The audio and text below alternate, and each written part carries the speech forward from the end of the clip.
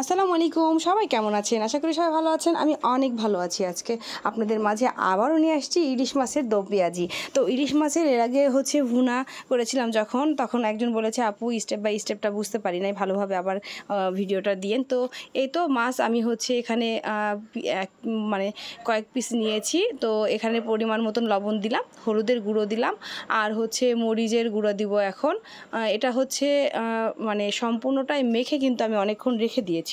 তো এই তো আমি আলতো আলতোভাবে সম্পূর্ণ মাছটা সুন্দরভাবে মেখে নিব। তো অনেকে দেখা যাচ্ছে মাছ ভাজার সময় আদা রসুন বাটাটাও দেয়। তো ইলিশ মাছের মধ্যে আদা রসুন বাটাটা আমি দেই না, কারণ মাছের একটা গন্ধ থাকে, সেই গন্ধটা চলে যায়। আর ওই দিন যে রান্নাটা করেছিলাম সেই দিন কিন্তু আমি পেঁয়াজ ভুনা করার সময় আদা রসুন বাটা দেই নাই, তবে আজকে দিয়েছি। তো এই তো মাছ মাখা হয়ে গেছে। আমি অনেকক্ষণ দমে রেখেছিলাম। তারপরে মাছ ভাজার জন্য যখন দেখা যাচ্ছে যে রান্না করতে হবে, তখন আমি গরম তেল হয়েছে তখনই আমি পাত্রের মধ্যে মাছগুলো দিয়ে হালকা হালকা করে ভেজে নিব। একেবারে পোড়া পোড়া ভাজবো না, কারণ ইলিশ মাছটা কাঁচা রান্না করলেও ভালো লাগে। তো আমি ভেজেই দো পেঁয়াজি করেছি। তো এই তো হালকা হালকা ভেজেছি দেখেন।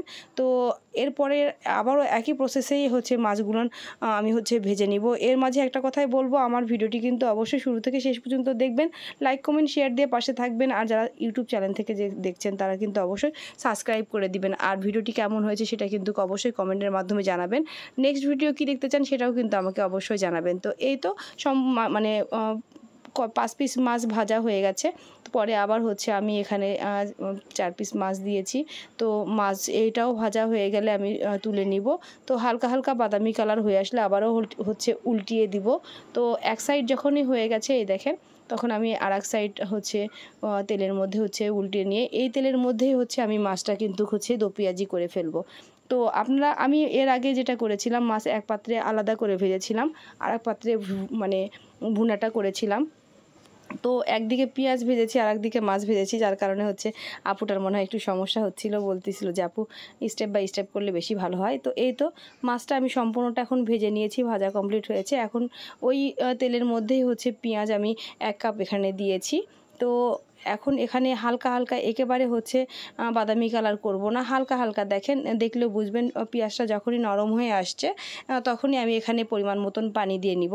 আর আমি সবসময় পেঁয়াজ ভাজার পরে যখনই আদা রসুন দিব তখনই পেঁয়াজের মধ্যেই পানিটা আগে অ্যাড করে দিই, এই কারণে যাতে করে মশলার যে একটা ঝাঁজ বের হয় সেটা যেন না বের হয়। তো এই তো আদা রসুন বাটাটা আমি দিয়েছি, লবণ পরিমাণ মতন দিয়েছি, হলুদ 1/2 চামচ দিয়েছি, মরিচের গুঁড়ো 1 চামচ দিয়েছি। এটা এখন ভুনা করে নিব।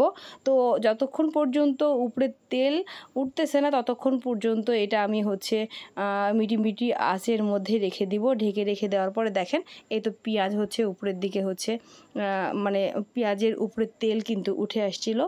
আর এখন এটা আবারও হালকা নেড়ে নেড়ে নিব।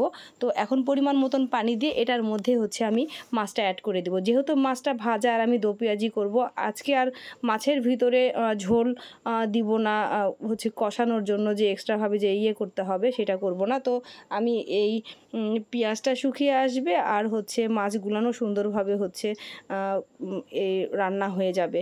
তো আজকের দো পেঁয়াজি অনেকটাই কিন্তু হয়ে আসছে দেখেন।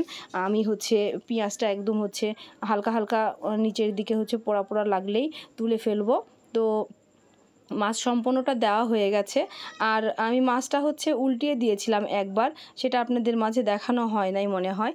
তো যাই হোক, আপনারা চাইলে মাছটা উল্টিয়েও দিতে পারেন, নাও পারেন। দেখেন এই যে এখন মাছটা হয়ে আসছে, তেল উপরের দিকে উঠে আসছে যখন, তখনই আমি রান্নাটা নামিয়ে ফেলবো। এক সাইডে একটু হালকা হালকা নাড়া দিয়ে দিয়ে দেখতেছিলাম যে নিচের দিকে হালকা হালকা লাগতেছিল নাকি। তো এই তো নিচের দিকে হালকা হালকা লাল হয়ে আসছে। তো আমার রান্না কমপ্লিট। আজকের রেসিপি ইলিশ মাছের দো পেঁয়াজি। কেমন হয়েছে সবাই কিন্তু আমাকে কমেন্টের মাধ্যমে জানাবেন। আর আমার জন্য সবাই দোয়া করবেন। আজকের রান্না কমপ্লিট। সবাই ভালো থাকবেন, সবার জন্য শুভকামনা রইল। আর নেক্সট ভিডিওর অপেক্ষায় অবশ্যই কিন্তু আমার জন্য অপেক্ষা করবেন। আমি নেক্সট ভিডিও অবশ্যই দেখাবো। সবাই ভালো থাকবেন। আল্লাহ হাফিজ। আসসালামু আলাইকুম।